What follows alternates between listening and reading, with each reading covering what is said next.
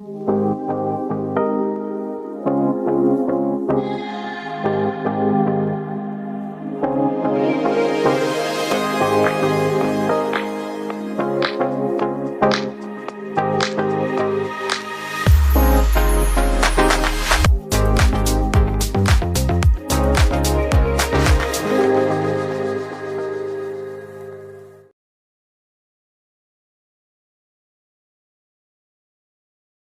nombre es Asiaín Patricia, soy coordinadora médica de la empresa de alimentación de soporte nutricional Pulmotech, y en el día de hoy vamos a escuchar la charla de Lorena Magnífico, que es especialista clínica en nutrición del Hospital Posadas y que nos va a estar hablando de pacientes críticos en terapia.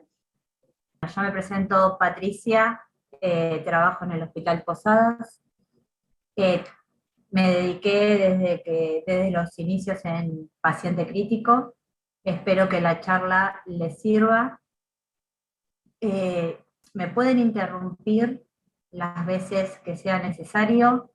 No hace falta que las preguntas sean al final. Así que bueno, vamos a dar inicio a la charla.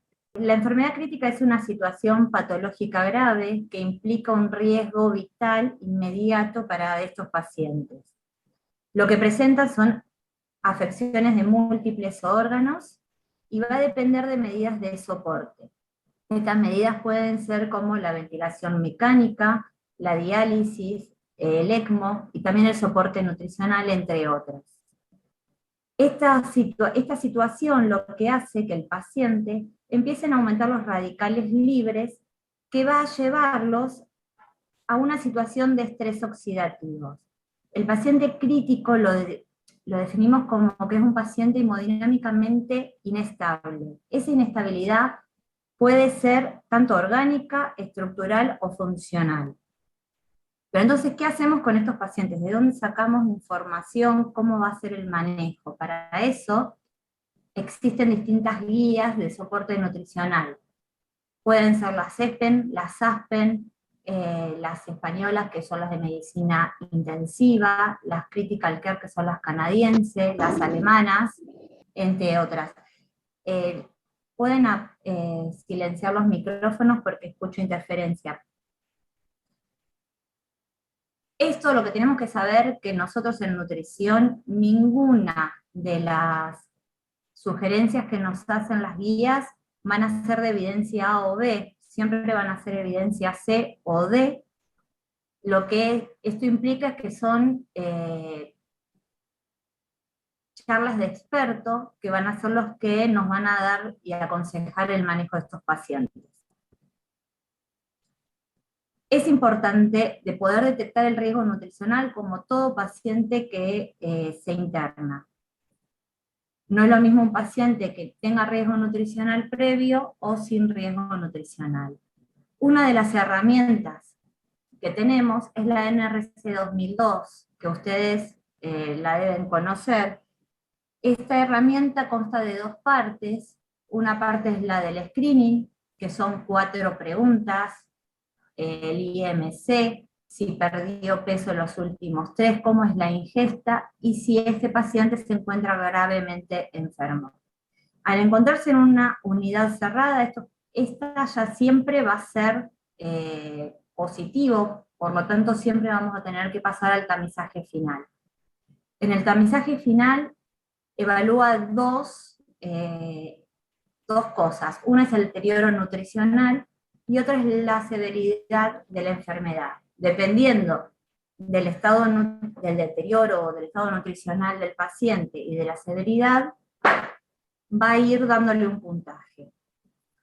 Y esta herramienta lo que hace es también sumarle un punto a las personas mayores de 70.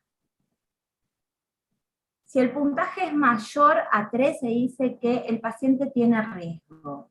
Pero las guías ASPEN lo que nos recomiendan es que si el puntaje es mayor o igual a 5, no solo que el paciente tiene un riesgo de malnutrición, sino que ese riesgo es alto. Por eso es importante la realización de esta herramienta. Otra de las herramientas que también se conoce es el Nutric. Nosotros trabajamos con el Nutric modificado, porque el Nutri-Score original lleva la interleuquina 6, después también fue validada sin la interleuquina, porque en los países de subdesarrollo la interleuquina 6 es muy difícil poder realizarla, pero esto no es una herramienta de tamizaje, sí es un score. ¿Por qué decimos que no es una herramienta de tamizaje? Porque no tiene ningún parámetro nutricional. No tiene ni pérdida de peso, no contempla el IMC del paciente, cómo eran las ingestas, si presenta algún síntoma gastrointestinal. Solamente son scores como el Apache, el SOFA, las comorbilidades, también los días de internación previa a la unidad cerrada, pero no hay ninguno que hable de la parte nutricional, por eso decimos que no es un screening. Esta herramienta validada para los pacientes críticos, lo que me dice es cuáles van a ser los pacientes que se van a favorecer con una nutrición agresiva, recibiendo un soporte agresivo. Cuando el puntaje es mayor a 5, decimos que ese paciente se puede beneficiar con un soporte agresivo. Pero esto es hay un enfoque pragmático, porque en realidad no hay ninguna herramienta que nos pueda medir el estado nutricional de estos pacientes. Entonces, la ESPEN lo que dice es que todo paciente que va a permanecer más de 48 horas va a tener un riesgo nutricional, independientemente de cuál fue el motivo del ingreso. Otra de las cosas que está en auge, y es muy importante, es la evaluación de la pérdida de masa muscular. Nosotros sabemos que todo paciente crítico pierde masa muscular. Depende de la edad del paciente y de su estado previo, pero se calcula que en los primeros 7 días realmente la pérdida de masa muscular es agresiva. Se puede decir que hasta 1 kilo por día pierde de masa muscular. Acá vemos en los gráficos, por la medición, que a los 10 días, cómo es, en el gráfico de la izquierda de la pantalla, cómo es la pérdida de masa muscular, ¿sí? Que llega casi al 20% de esa masa muscular. En cambio, también este estudio lo que presenta es que, de acuerdo a la cantidad de órganos que van fallando, la pérdida de masa muscular es mayor o menor. ¿Sí? ¿Alguna pregunta?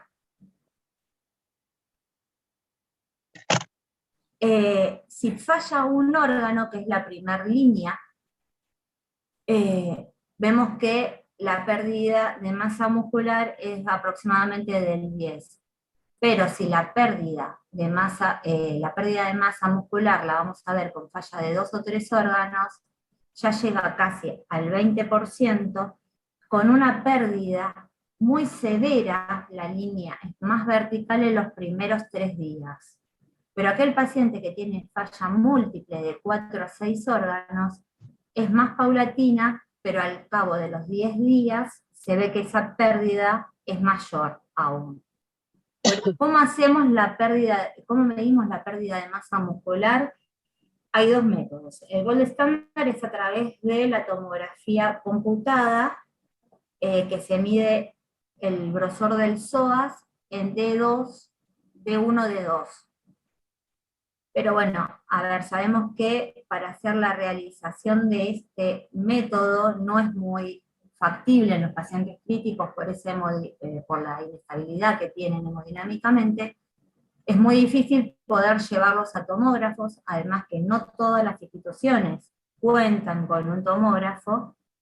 Se vio que por medio de la ecografía es uno de los métodos que casi todas las unidades tienen un ecógrafo a mano.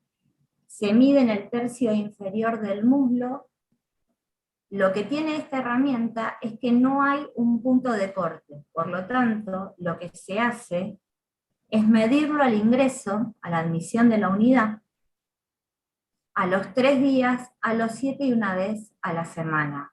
Yo le cuento que en mi experiencia lo realizamos en las instituciones donde trabajo y es notoria la pérdida de masa muscular. Es Eso, mucho más... Sí, es- Patri, te escucho. Eso te iba a preguntar, Lore. O sea, por esto mismo es muy importante evaluar al paciente cuando ingresa a la unidad de terapia antes de las 48 horas, porque independientemente del estado nutricional que ingrese ese paciente, ya sabemos que va a tener una pérdida importante de la masa muscular. Tal cual. Y como eh, no hay una tabla que uno dice, bueno, este número es alto o bajo, siempre se mide con respecto al propio paciente, al mismo paciente. Es una técnica que depende del operador, porque si uno presiona mucho el ecógrafo, la masa muscular va a disminuir. Se supone que no debemos presionar mucho, pero no es muy difícil poder realizarla, es práctica. Nosotros en el hospital tuvimos, yo y mi colega, que es las dos que hacemos terapia, tuvimos la suerte de que los profesionales de ecografía vinieron a la terapia y nos capacitaron, y realmente hoy por hoy lo hago en las dos instituciones que trabajo.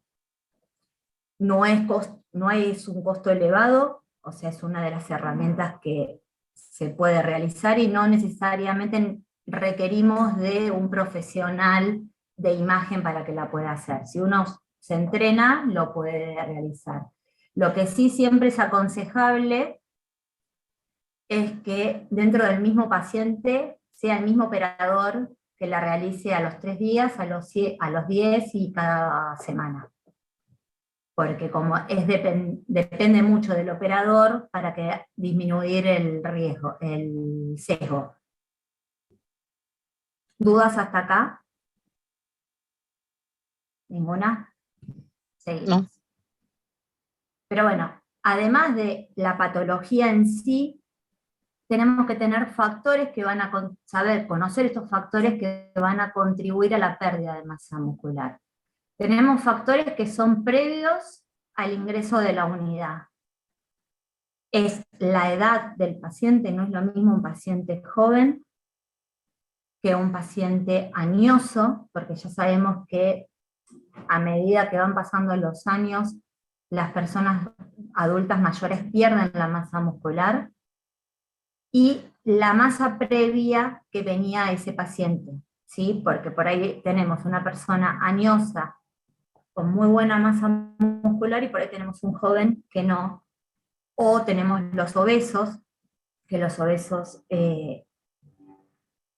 tienen muy poca, aunque sean jóvenes, la masa muscular en el obeso se ve disminuida, y además, por lo que expliqué recién, es importante conocerla para poder hacer las mediciones y evaluar la pérdida.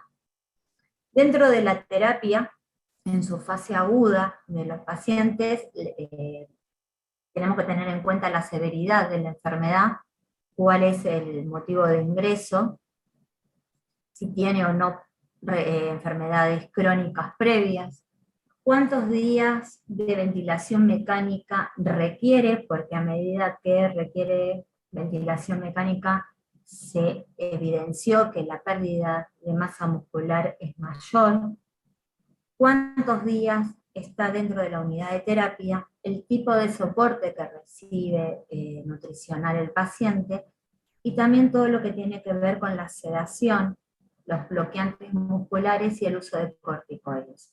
Estas drogas se ve que también disminuye la masa muscular.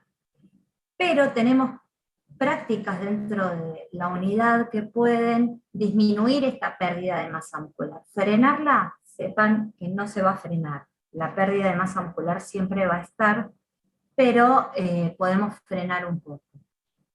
Se va a frenar con la nutrición precoz, iniciando lo antes posible y cubriendo las metas, tanto calóricas como proteicas, lo más rápido posible.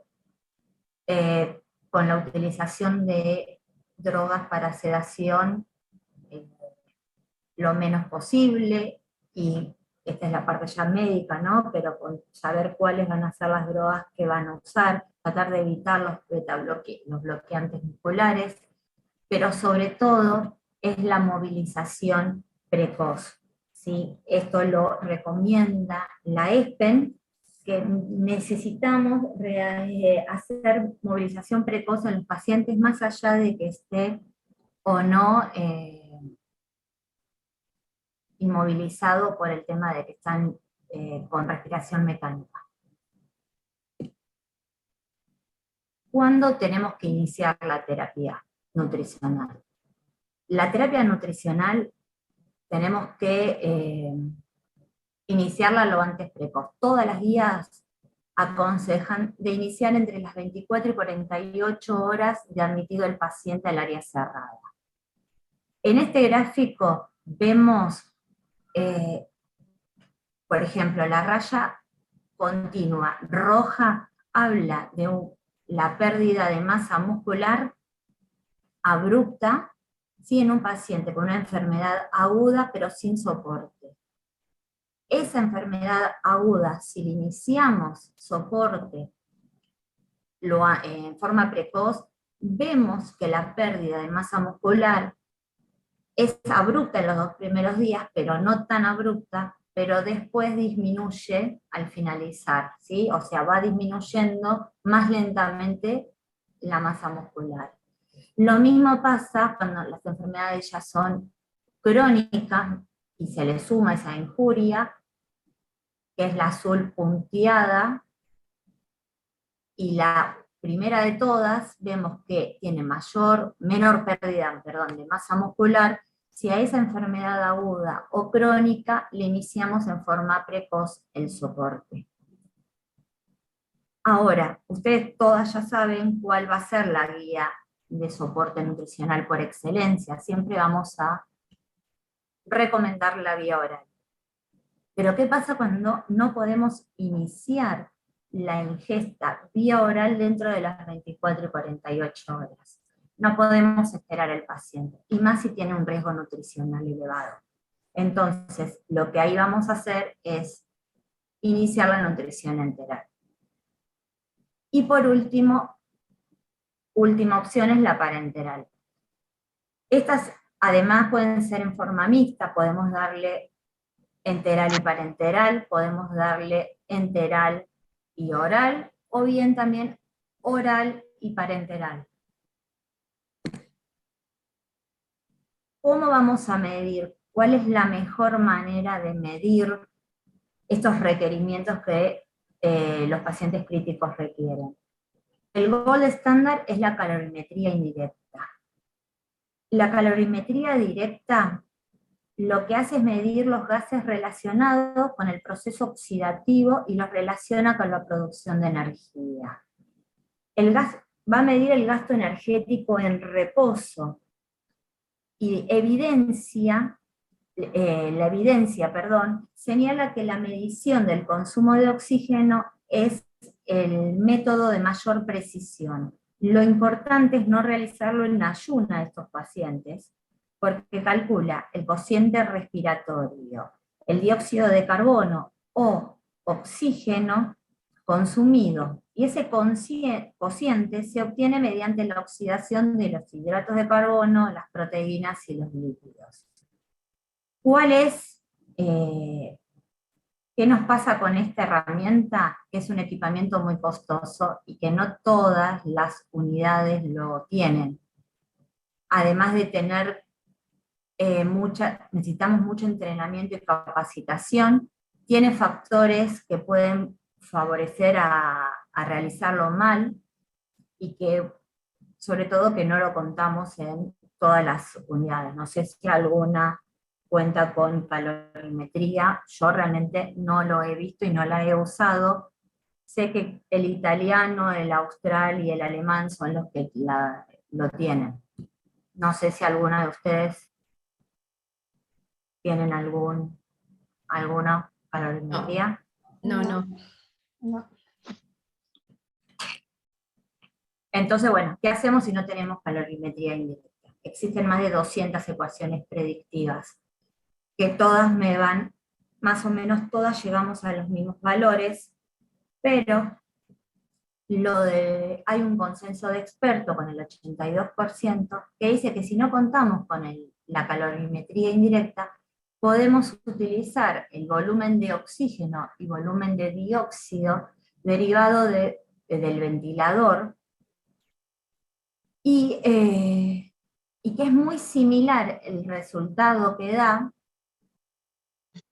energético a las ecuaciones, a la calorimetría indirecta, ¿sí? En vez de utilizar las ecuaciones predictivas.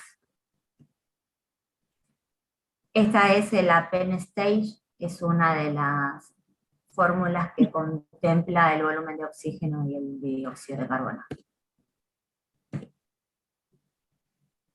La realidad, que como en mi institución tenemos 43 camas de terapia intensiva, se nos dificulta a veces realizar esa fórmula, que más allá que es una fórmula y no es muy difícil, pero a veces con el tiempo nos cuesta. Lo que hacemos es el requerimiento calórico, el requerimiento proteico por estándar. Una persona con un BMI normal, trabajamos entre 25 y 30 calorías por kilo de su peso. Si es obeso y el índice de masa corporal está entre 30 y 50, el aporte calórico va a ser de 11 a 14 calorías por el peso actual del paciente, pero si el índice de masa corporal es mayor a 50, trabajamos con el peso ideal corregido del paciente, que es de 22 a 25. Y el requerimiento proteico va entre 1,2 y 2 gramos por kilo de peso, pero en el obeso, con un IMC de 30-40 es de 2, y mayor a 40, el índice de masa corporal mayor a 40, trabajamos con 2,5 gramos por kilo de peso. Pero sí, ese peso va a ser el peso ideal. No trabajamos sobre el peso actual del paciente. Ahora, ¿por qué es importante realizar el adecuado cálculo calórico? En este estudio de Sussman, es un estudio retrospectivo de corte que utilizó una N de 1171 pacientes y analizó las calorías administradas sobre el requerimiento de la ingesta, y evaluó como outcome la mortalidad a los 60 días, la estadía, el tiempo de estadía y los días de ventilación mecánica.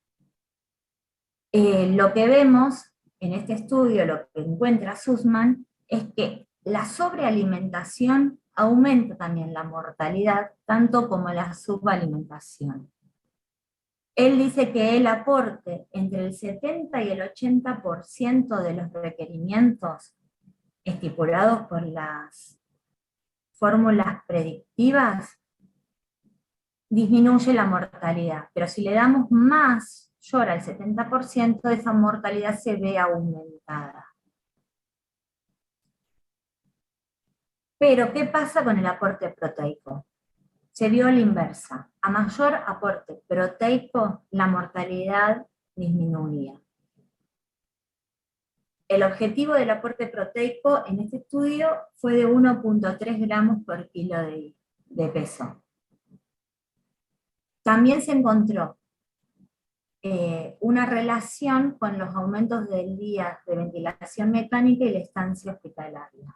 O sea, si lo sobrealimentábamos, también aumentaban los días de ventilación y la estancia hospitalaria, como también la mortalidad. Y si aún manteníamos un aporte proteico elevado, la mortalidad, la estancia y los días de ventilación disminuían. La debilidad que tiene este estudio es que no plantea diferencias entre el aporte según la estancia hospitalaria, y se vio que los nutrientes son importantes para prevenir la autofagia.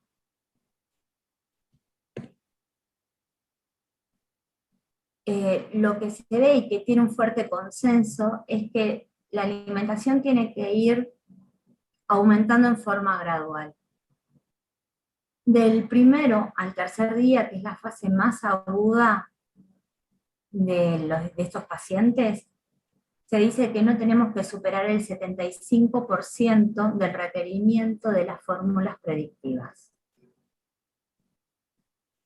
Se dice que al primer día se le daría el 25%, al segundo día el 50% y al tercer día recién llegamos al 75%. En el día mayor al día 5, sí tenemos que tratar de empezar a llegar a esa meta del 100% de la calorimetría indirecta, y bien el 70 al día 5 darle de las fórmulas predictivas.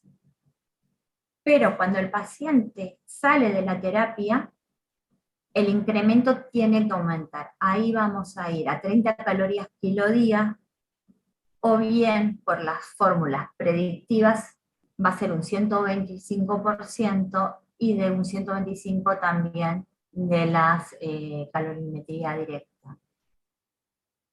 Y cuando el paciente ya está dado de alta, pero está en la etapa de rehabilitación, porque sabemos que son pacientes que quedan secuelados, sobre todo por esa pérdida de masa muscular, de lo que compete a la parte nutricional, hablamos de 35 calorías por kilo día de peso, ¿sí?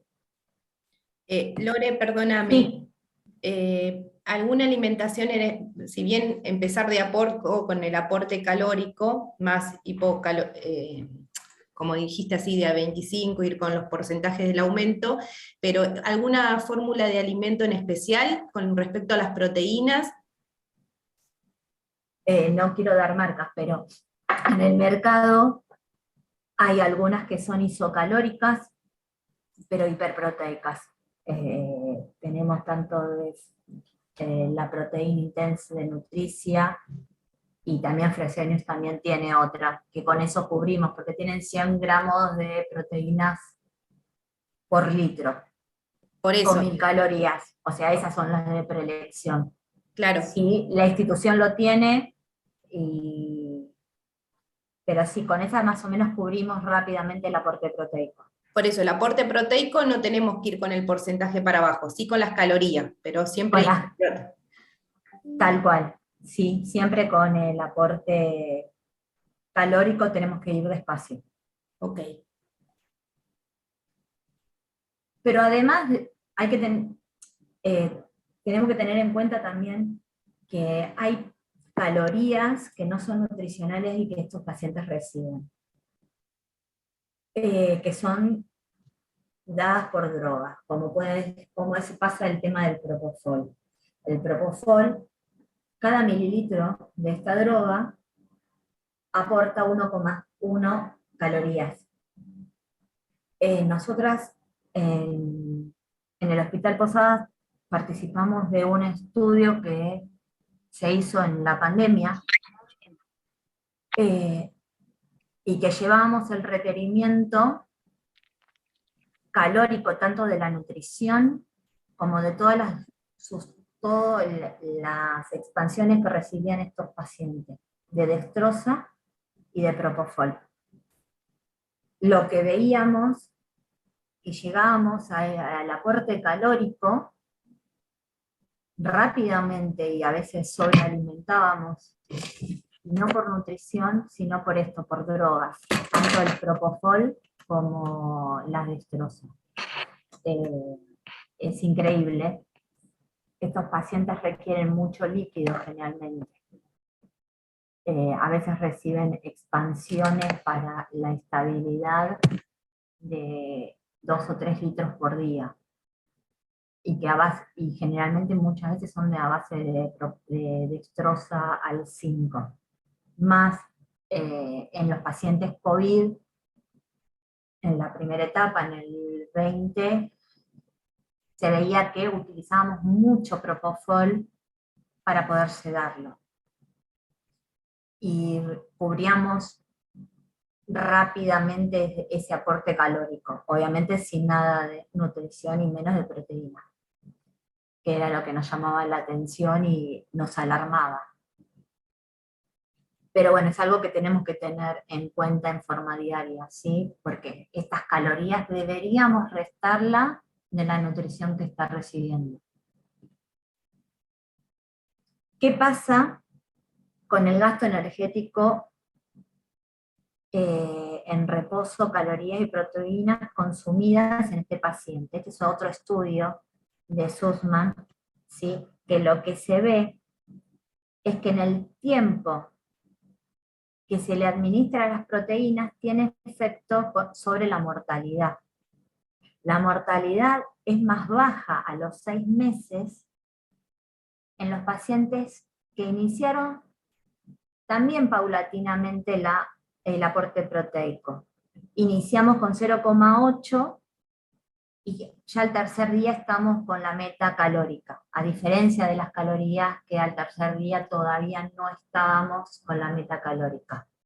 Con la meta proteica, ¿sí? Al tercer o quinto día tenemos ya un aporte de 1,2 a 1,3 y al quinto día ya 1,3 gramos de proteínas. Siempre se debe tener en cuenta, y es algo que tenemos que hacer hincapié, que estos pacientes, tanto el aporte calórico como proteico, no son estables. Siempre hay que ir ajustándolos día a día, porque el paciente es tan variable dentro de las 24 horas que ese ajuste hay que ir haciéndolo continuo. O sea, no es que yo hoy, día 1, calculo y eso es lo que voy a ir administrando 25, 50, 75, 100 o 0,8, 1,2, 1,5. O sea, va a depender mucho. Ahora, ¿qué tipo de nutrición le vamos a dar? Todas las guías nos dicen que con una fórmula polimérica estándar no hay problema, que no va a presentar signos de intolerancia. En este estudio de Brito, los signos de intolerancia con respecto a una fórmula estándar polimérica es de 4,8, mientras que si utilizaron fórmulas hidrolizadas, ese porcentaje casi llegaba al 10%. Por eso, las fórmulas de proteína intacta tienen la misma tolerancia, o mejor, que las fórmulas con proteínas hidrolizadas. Las recomendaciones de todas las guías dicen que con una proteína entera no hay problema. El tema de esto es si cubrimos o no el aporte proteico. Ahora, ¿cuál va a ser el tipo de acceso que vamos a elegir en estos pacientes? Siempre se va a recomendar la vía nasogástrica, por excelencia. No tienen intolerancia con este tipo de acceso. ¿Cuándo no vamos a indicar esto? Es con los pacientes con alto riesgo de aspiración o pacientes con intolerancia, ¿sí? Que con el uso de prokinéticos no se mejora. Sabemos que estos pacientes suelen a veces tener gastroparesia producto de las drogas de sedación o los bloqueantes musculares. Entonces, en esos casos sí tenemos que colocar una sonda transpilórica. ¿Y qué vamos a preferir, si infusión continua o por bolos? En el paciente crítico, por esta gastroparesia que presentan normalmente, siempre vamos a preferir la infusión continua, menor volumen a lo largo de las 24 horas. Entonces, ¿qué hacemos? Porque realmente es, por un lado el estudio te dice no subalimentar, pero por el otro tampoco sobrealimentar.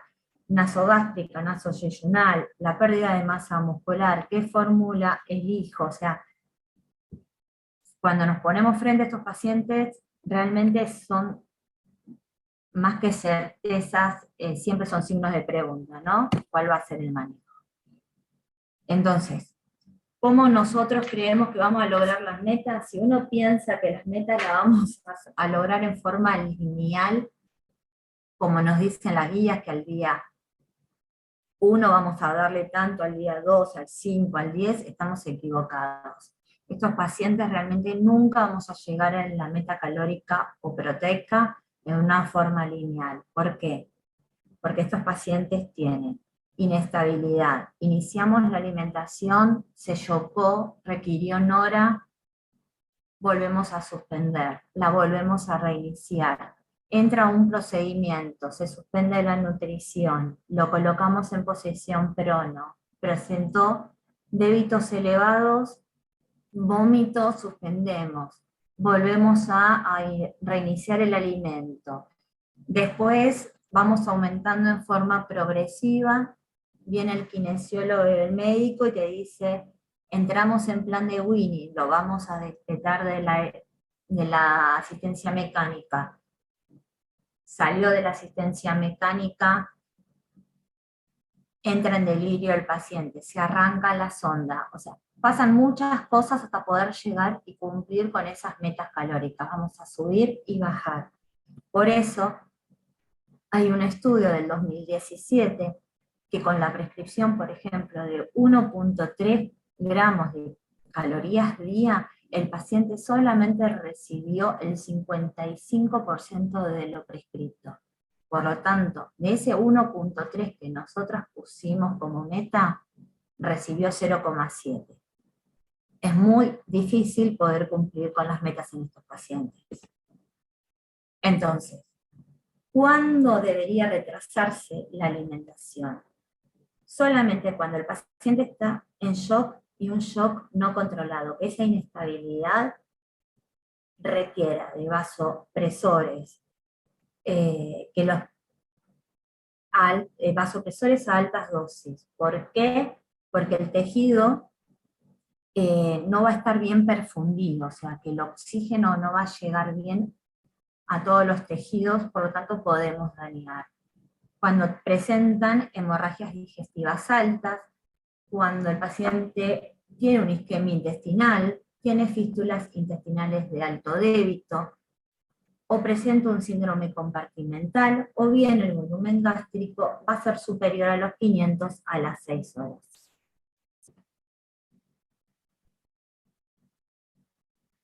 La inestabilidad hemodinámica está muy relacionada con el intestino, que es lo que decía recién. Cuando el paciente está en shock, ¿sí? No nos olvidemos que cada vellosidad del intestino hay una microcirculación interna. Entonces, cuando el paciente está en shock, con todas esas drogas, existe una hipoperfusión esplénica. Esa hipoperfusión me hace que llegue menos sangre al intestino, va a estar disminuido y me va a producir una isquemia intestinal si yo a ese paciente lo alimento. Eso me lleva a que hay un aumento de la permeabilidad intestinal, se produce lo que comúnmente llamamos la translocación bacteriana y se modifica la respuesta inmune. Todo esto se ve producto de la liberación de endotoxinas, citoquininas, las proinflamatorias, ¿sí? El paciente ingresa en lo que es el síndrome de falla multiorgánica, que empeora todo esto el estado de shock.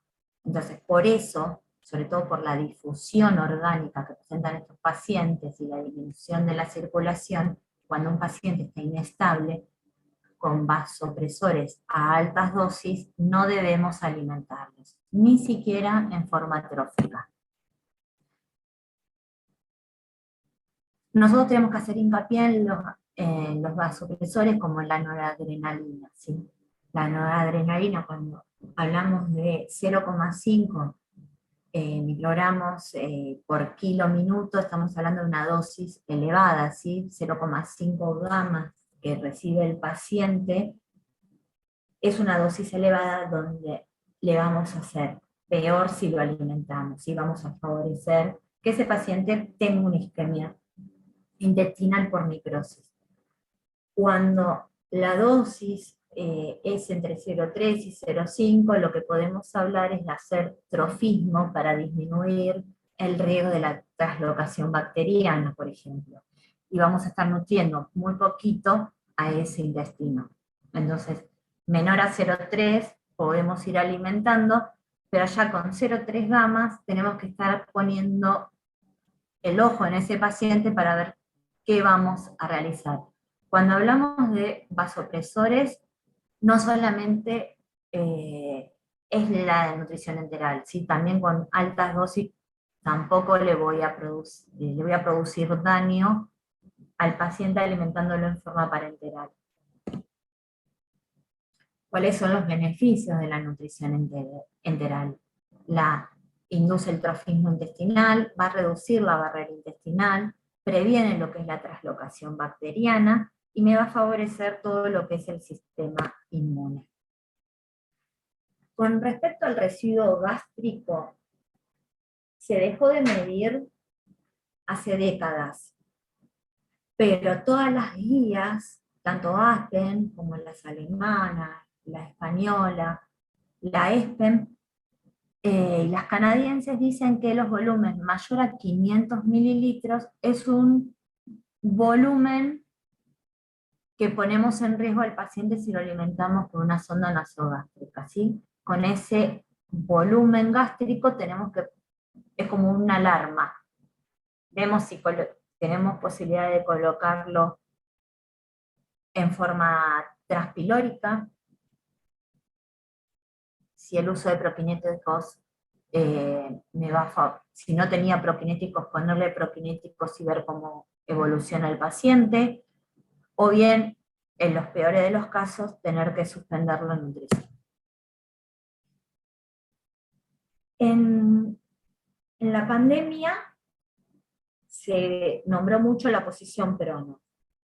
La posición prono es una posición que se utiliza es una maniobra que se usa para mejorar la ventilación y la oxigenación de los pacientes con distrés respiratorios.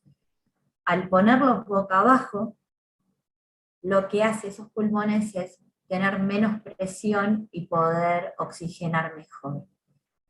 El riesgo, los beneficios son como todos los beneficios normales que tiene la nutrición enteral, pero el riesgo es el aumento del volumen gástrico, presencia de vómitos por esa intolerancia gástrica que tiene y además porque el estómago está como presionado.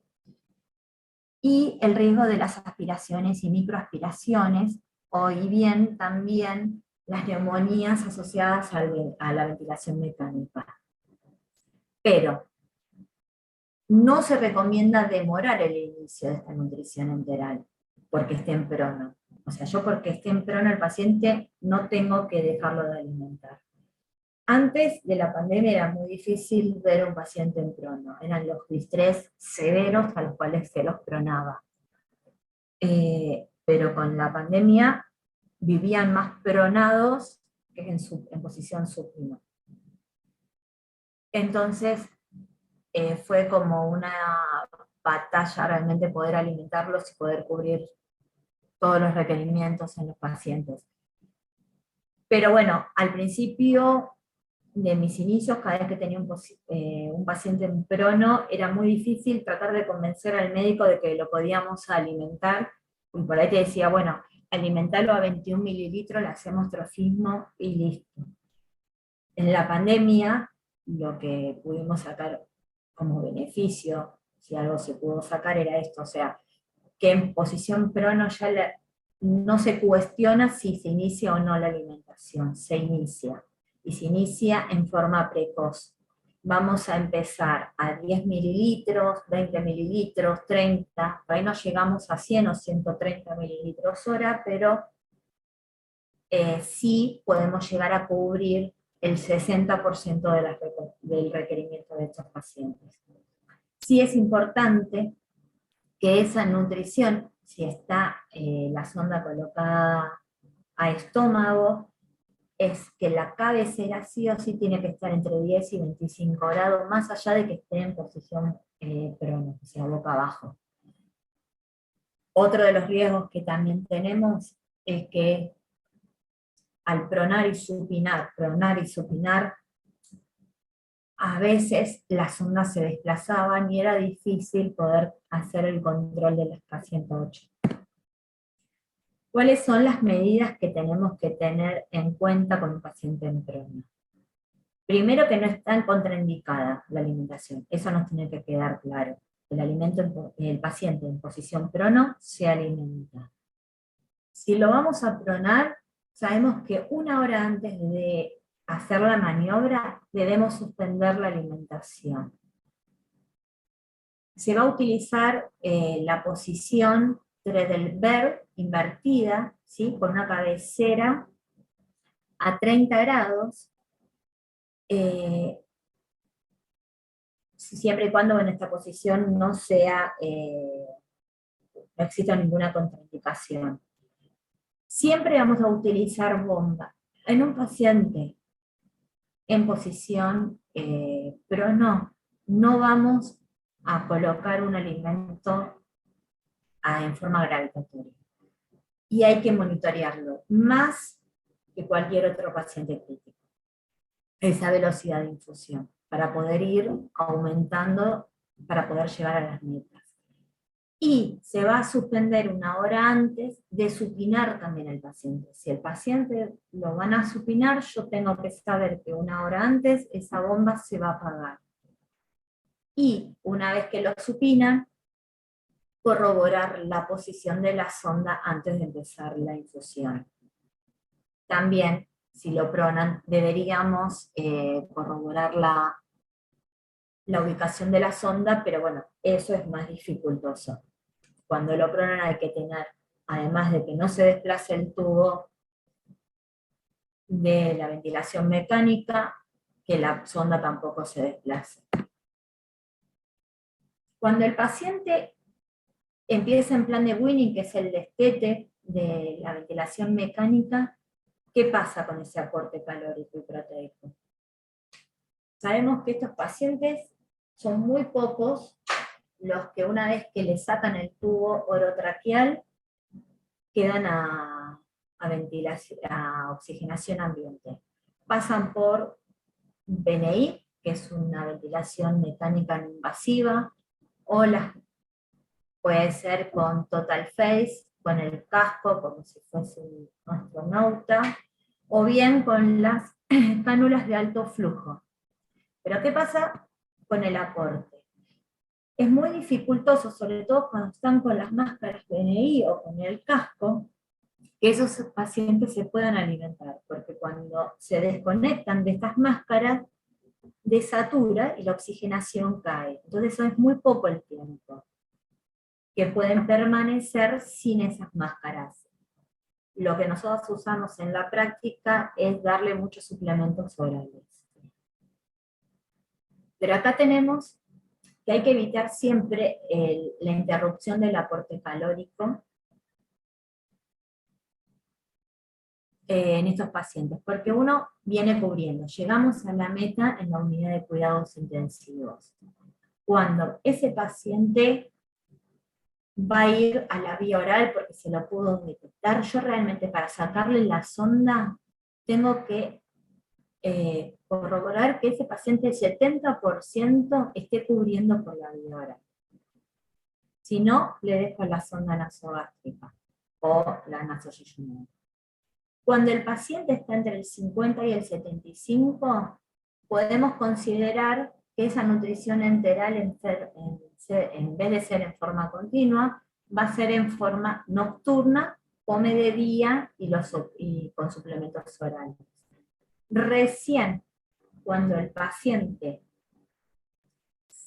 cubrimos el 80% por la vía oral, le suspendemos la nutrición enteral y va a quedar con el soporte oral, según la necesidad. Ahora, cuando el paciente tiene un alto riesgo nutricional, siempre se aconseja el soporte de sonda nasogástrica por menos de 4 horas, una vez dada el alta del paciente. Cuando ese riesgo nutricional es moderado, se aconseja al alta del paciente continuar con el soporte oral si fuese necesario, y continuar con seguimiento, ¿sí? Que venga seguimiento nutricional por consultorio. Y cuando el paciente no tiene riesgo nutricional al momento del alta o ese riesgo muy bajo, le podemos suspender todo lo que es soporte, pero sí continúa con el seguimiento nutricional. ¿Dudas? ¿Ninguna? Bueno, ahora vamos a pasar a un caso clínico.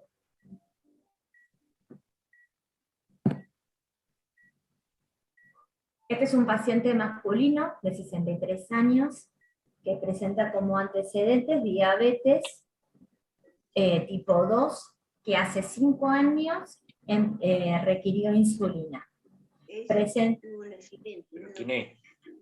¿Sí? ¿Alguien hizo una pregunta? Con uno y con otro. ¿Podrían apagar el micrófono?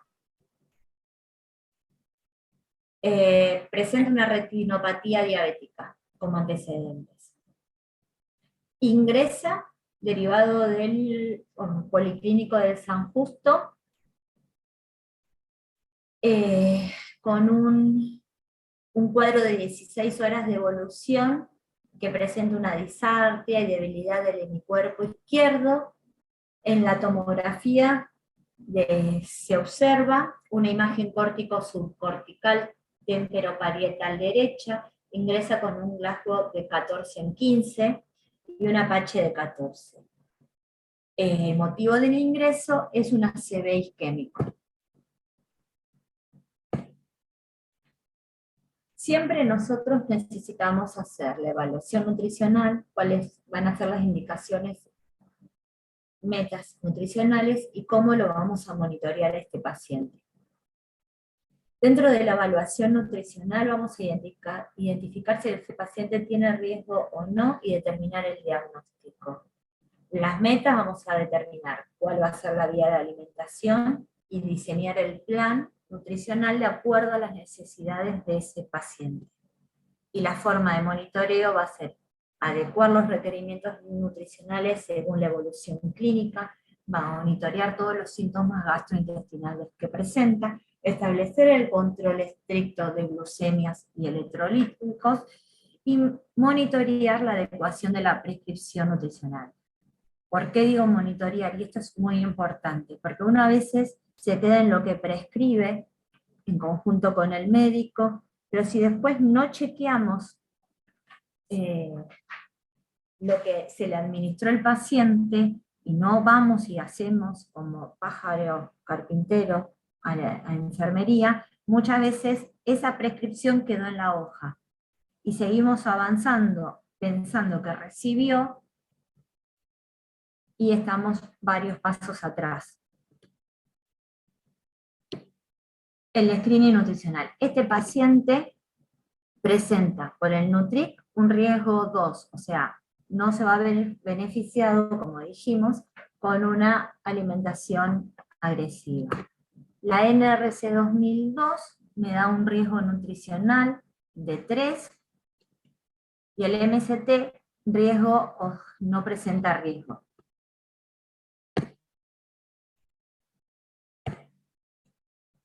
Si podemos, realizamos la anamnesis del paciente. Si el paciente habla, y si no, podemos hablar con la familia. La parte bioquímica, la parte antropométrica, los síntomas gastrointestinales y el examen físico. Dentro de la parte antropométrica de este paciente, ingresa con un peso actual de 75, su peso usual era de 75, la talla 1,70 m, un IMC de 26 y sin pérdida de peso.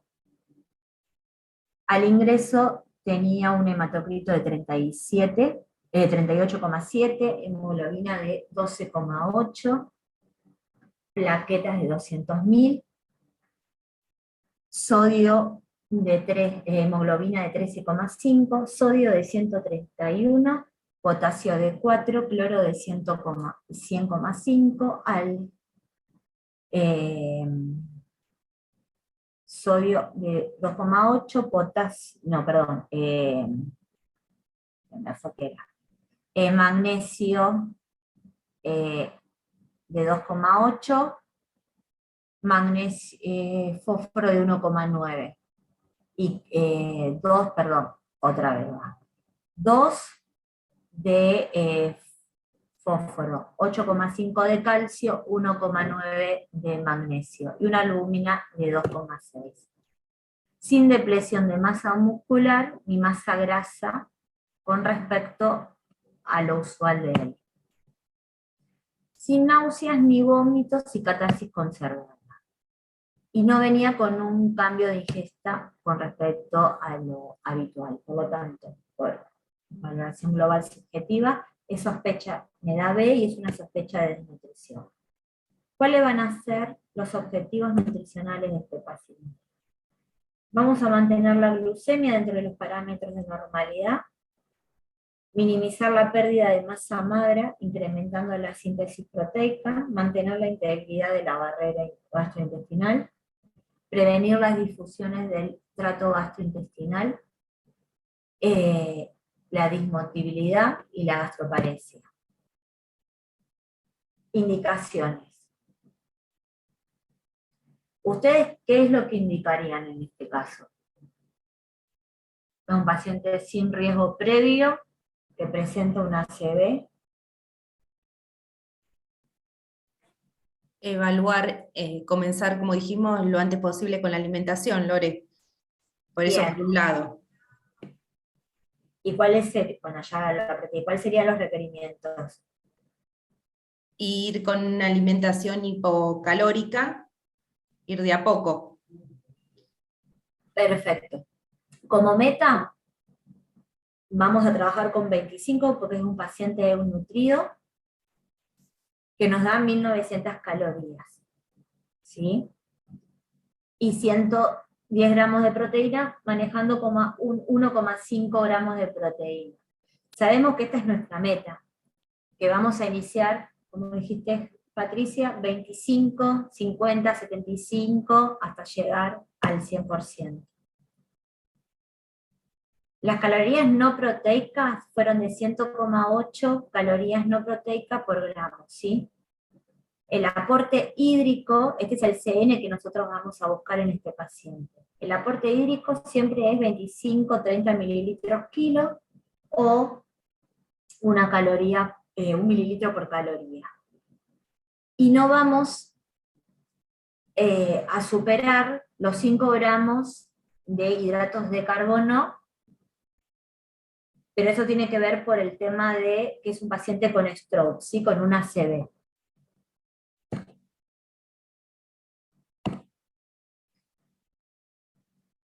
Evoluciona con hipertensión arterial el día de ingreso y mantiene hiperglucemia. Esta es la evolución clínica del paciente.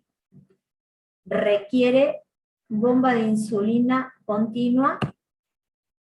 Al día siguiente el paciente ya empieza a estar más confuso, obedece órdenes, pero continúa esa apariencia braquial izquierda, e iniciamos la nutrición enteral a las 24 horas del ingreso. Se le vuelve a hacer una tomografía, porque el estado había empeorado desde lo neurológico, donde se ve una imagen hipodensa. Después el paciente evoluciona los días posteriores con requerimiento de noradrenalina, entra en shock, mantiene una presión intracraniana normal. Al examen físico continúa con un Glasgow de 3/15. Acordemos que cuando ingresó con el ACV ingresó con 14 en 15, había empeorado el estado neurológico, empeoró la tomografía, sí, porque fue un paciente que presenta un stroke o accidente cerebrovascular isquémico que se transformó. Continúa con registros de hiperglucemia con la necesidad de la bomba de insulina. Bueno, se le hizo una medición de líquidos cefalorraquídeo. el día 17 se complica con distensión abdominal, se le coloca la sonda nasogástrica a descarga, obteniendo un volumen de contenido gástrico elevado, por lo cual se decide suspender la enteral. Persiste con falla multiorgánica, a lo cual se inicia todo lo que es la adecuación de sedación y de los esfuerzos terapéuticos, y desgraciadamente a los pocos días falleció. Desde el monitoreo nutricional nosotros vemos que a las 24 horas se le inició la nutrición enteral, aportamos 850 calorías y 35 gramos de proteína. Al día posterior 800 calorías, 33 gramos de proteína, 937, así fuimos aumentando hasta que llega, empeora y entra en shock. Al día siguiente, milagro del Señor, el día 10, pudimos cubrir la meta, no cubrimos la meta, sobrepasamos el aporte calórico, pero no cubrimos la meta proteica. Se empieza a poner mal estado del paciente y vamos bajando, subiendo todas las intercurrencias. El día 15 queda suspendida la nutrición. Miren, de 1900, que era nuestra prescripción del paciente, a lo largo de todos los días recibió 1320 calorías, o sea, hablamos de 18 calorías por kilo. El porcentaje de adecuación fue de 69. No estuvo mal el aporte calórico, pero miren el aporte proteico. Nuestra meta era 110 gramos, recibió el 50%. ¿Sí? Esto habla de una deuda tanto energética de 6.300 calorías y una deuda proteica de 575, o sea, es como que 5 días no recibió nada de proteínas y 3 días nada de calorías. Esto fue hasta el momento que se suspende la nutrición porque el paciente se choca. Ahora me gustaría armar una discusión de qué es lo que hubieran hecho ustedes, qué modificarían, hubieran elegido otro acceso, hubieran utilizado otro tipo de selección de fórmulas, qué es lo que ustedes hubieran requerido. Me pueden criticar en el manejo del paciente, chicas, no hay problema. Te hago una consulta. Sí, todas. Ahí abro un poquito la cámara. Teniendo en cuenta esto que es re dinámico, como vos dijiste, que tenés pacientes que por ahí se despierta, se saca la sonda, es un manejo dinámico que puede ir evolucionando bien o tener estos altos y bajos. ¿No es conveniente empezar de entrada con un aporte calórico, aunque sea normocalórico? ¿O igual se vio que hay que empezar así de a poco? Ya sabiendo de antemano que vas a tener esto, que no vas a llegar a la meta. Los últimos estudios demuestran que si nosotros sobrealimentamos al paciente, lo matamos. La mortalidad a los 6 meses o a los 60 días, que son los outcomes que manejan todos los estudios de investigación, son elevadísimas. O sea, no. Pero sí el aporte proteico, que igual ahora es como que, a ver, sí. Como dije al principio, nosotros en nutrición no hay evidencias científicas de grado A o B. Siempre son de consenso de expertos. Hablamos de D y con toda la suerte alguna C. Y lo que hoy podemos decir que es maravilloso, dentro de 10 años vamos a decir que era un desastre y por ahí en 20 volvemos a decir que era maravilloso. Por ejemplo, eso pasó con la glutamina, la arginina. La glutamina era maravillosa, después pasó a ser desastrosa, la arginina sí, la vedette de la temporada de hace unos 10 años atrás, y hoy por hoy decís arginina en un paciente crítico no, excepto en un quemado o en un paciente quirúrgico, y no en un paciente con shock.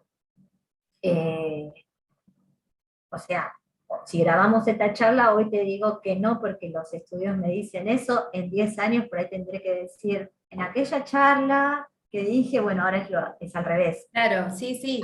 Igual es algo dinámico, pero por ahí no te digo dejarle una dieta hipercalórica que le quede, pero por ahí empezar con normocalórica en vez de tan bajo Lo que- porcentaje, ir viendo día a día. igual, aunque vos quieras, eh, esto hablo de mi experiencia, más allá de Sí, los sí, estudios, aunque vos quieras empezar con el aporte al 100, es inviable en estos pacientes, por su estado. sí, Los sí. primeros 3 a 4 días, los primeros 5 días, los 3 son los peores, eh, son bastante inestables, por lo tanto no te permite avanzar demasiado. Mm. Y a veces es un milagro llegar a ese 75% en el tercer día. Sí, aunque vos quieras ponerle lo acorde al peso, la normocalórico, de por sí ya te lleva a tener un porcentaje bajo, depende, ¿no?, de cómo está hemodinámicamente. Tal cual. Capaz que no lo O podés sea, inventar tan rápidamente, capaz que sí. aparte a veces empiezan con falla renal, Sí, que requieren diálisis, o por ahí todavía no con diálisis, pero vos ves que empieza con la falla, se va quedando con la anuria, la diuresis se va quedando, presentan anuria, lo tienen que expandir, y esa expansión a veces lleva a un balance hídrico sí, sí. elevadísimo, positivo mal y acumulado, pero que vos decís, ¿dónde tiene esos 10 litros de más? O sea, Son, así los ves, ¿no? Encharcadísimos después. son pacientes Eh, que manejan mucho fluido, de pasar a múltiple esquema antibiótico que también están diluidos con... También con Sí, todo, o sea, con destroza, con solución, los Ringer, o sí, sí, sea, son muchas las cositas que están colgadas, y que eso es que a veces que uno dice, quiero hacer más cosas con los pacientes o estar más, pero cada paciente uno va viendo. Si tiene drenaje, si son quirúrgicos, los drenajes. Y todas las guías que tiene colgado, todo lo que son esas guías colgadas, que es la NORA, el Propofol, el MIDA, el FENTA, sí.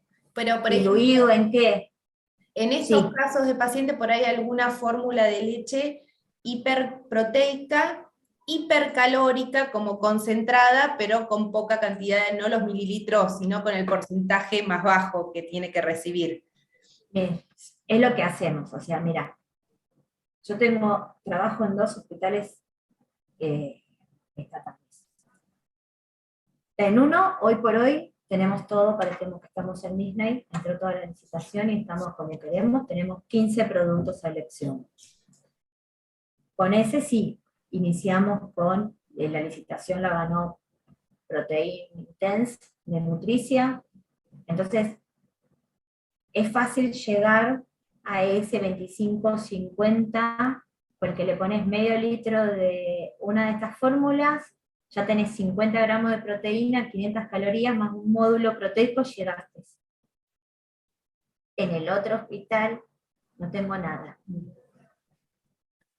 Sí, sí, uno artesanalmente se va adaptando a la situación donde está. Sí, Entonces, en el otro hospital, o subalimento y sobrealimento, proteínas no llevo, o si llevo en proteínas me pasé en calorías porque no puedo, y uno va haciendo lo que puede, esa es la realidad.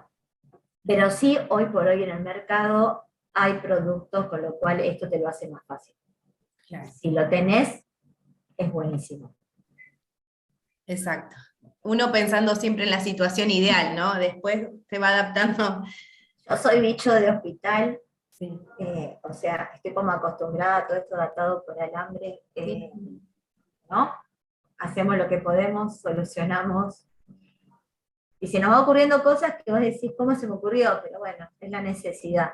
Sí, sí, pero bueno, estos pacientes en sí que ingresan a terapia son muy dinámicos y el día a día, hora tras hora, van variando y van cambiando la meta que uno por ahí de entrada le indicó.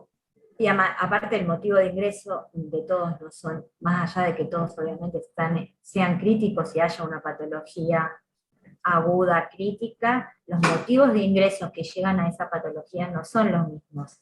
No es un paciente que viene con una cirugía oncológica programada grande que requirió Nora, que se chocó en quirófano, que aquel paciente que se dio un palo en la autopista en moto sin casco, que aquel apuñalado.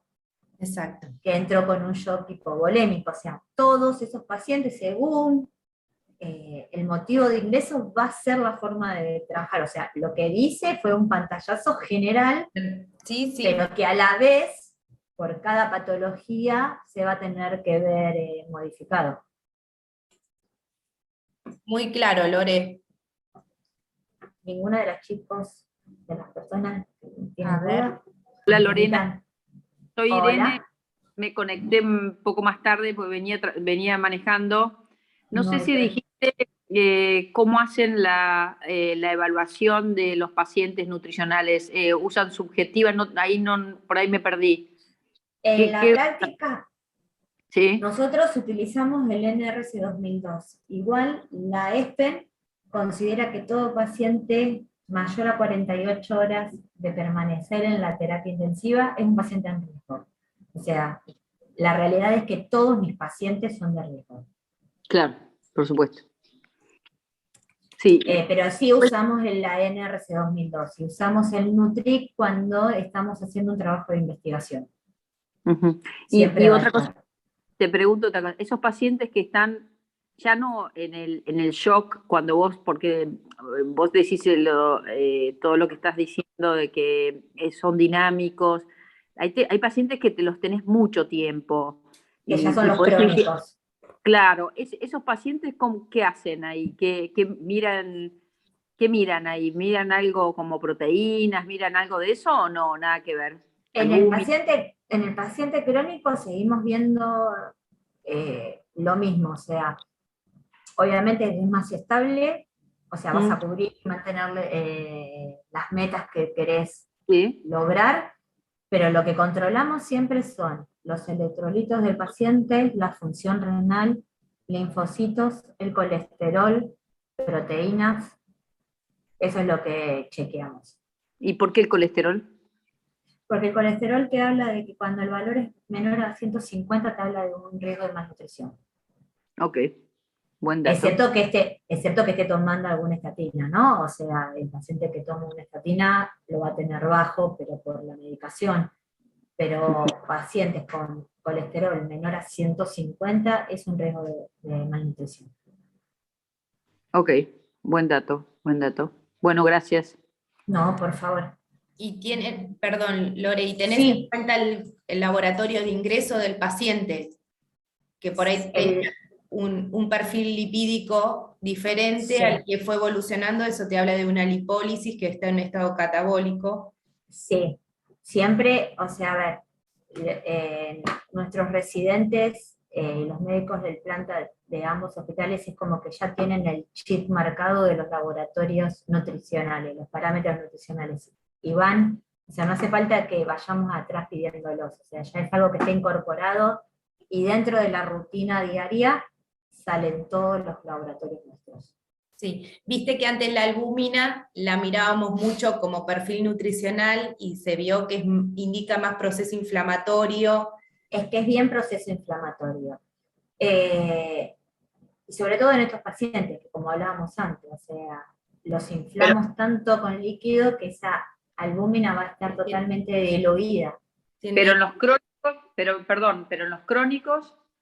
En los crónicos lo podés medir, pero igual no en forma diaria, o sea, una vez al mes, porque la variación no te la va a dar. No, sí. Si aumenta o baja, va a ser un producto de la diálisis, de la dilución o concentración de los fluidos. Y otra cosa que te pregunto, que por ahí nada que ver, pero me interesa ya que laburás en Perdón, Irene, perdón. Sí. Otra de las cosas que también pedimos como rutina es la PCR, cuantitativamente, ¿sí? Para medir el proceso inflamatorio. Ok. No, mi pregunta que va más allá de esto, pero para saber cómo trabajás en 2 hospitales, ¿te da tiempo para juntar datos, para hacer algún trabajo científico o te tapa la dinámica diaria? Ambas cosas. Opa. En 6 horas no llegamos muchas veces a cubrir todo lo que queremos hacer.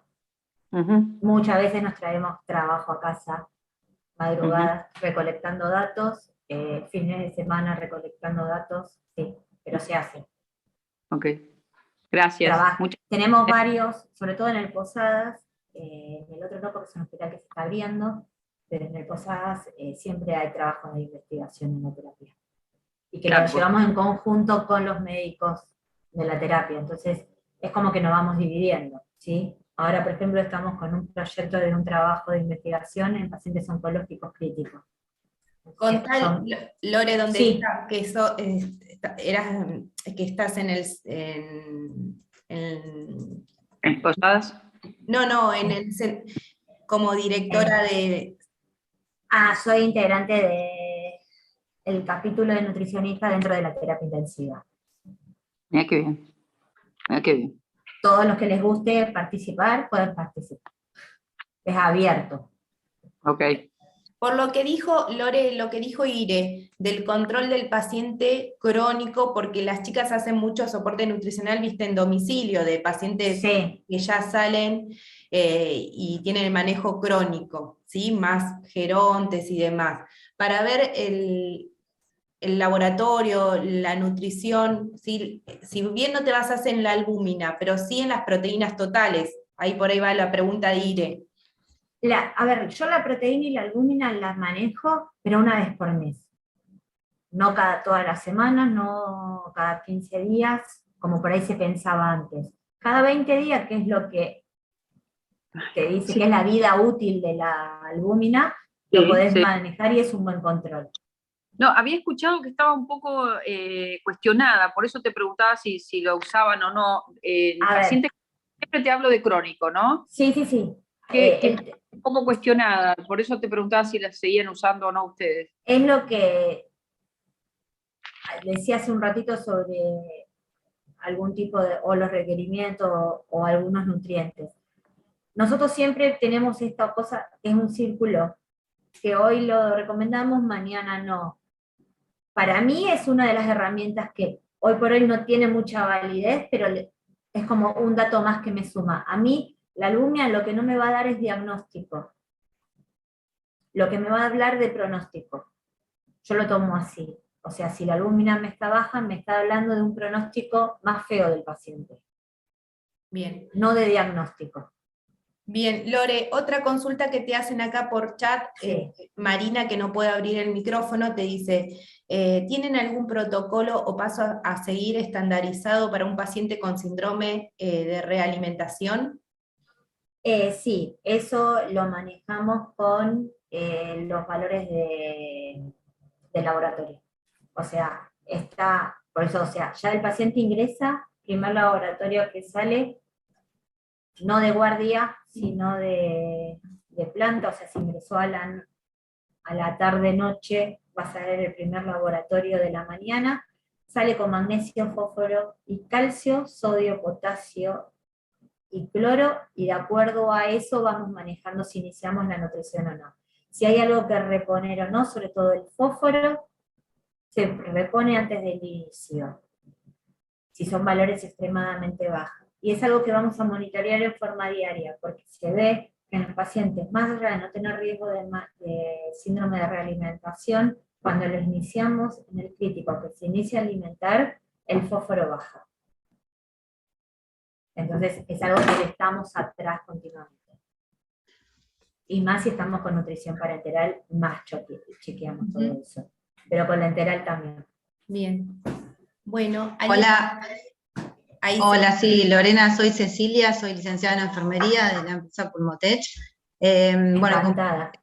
Igualmente, con paciente crítico trabajé hace años, en el hospital alemán trabajé, pero ahora hacemos en Pulmotech pacientes crónicos. Y mi pregunta era, desde el punto de vista de enfermería, ¿cuáles son los signos que podemos observar para estar atentos a ver si la nutrición es adecuada? ¿Qué tenemos que observar en el paciente?